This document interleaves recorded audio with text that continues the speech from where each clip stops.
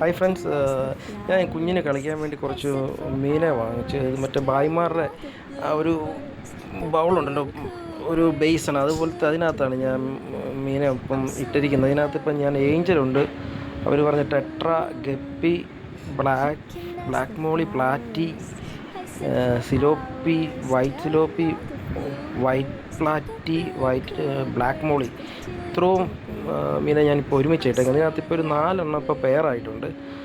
അപ്പോൾ ഇത് മുട്ടയിടുന്നതാണ്, ഈ ടെട്ര മുട്ടയിടുന്നതാണ്. ടെട്രയും ഇപ്പോൾ 2 ജോഡിയായിട്ടുണ്ട്. പിന്നെ സീബ്ര ഫിഷും ഉണ്ട്, അതും ഇപ്പം ജോഡിയായിട്ടുണ്ട്.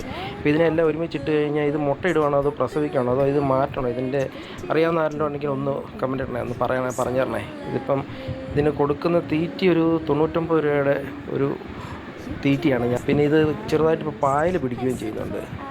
ഇതിപ്പോൾ മുട്ട ഇട്ടിട്ടുണ്ടോ എന്നൊരു സംശയമുണ്ട്. എന്നിട്ടിപ്പോൾ വെള്ളം മാറ്റാനും പറ്റാത്തൊരവസ്ഥയാണ്. അറിയാവുന്നവരുണ്ടെങ്കിൽ ഒന്ന് പറഞ്ഞു തരണേ. Thank you.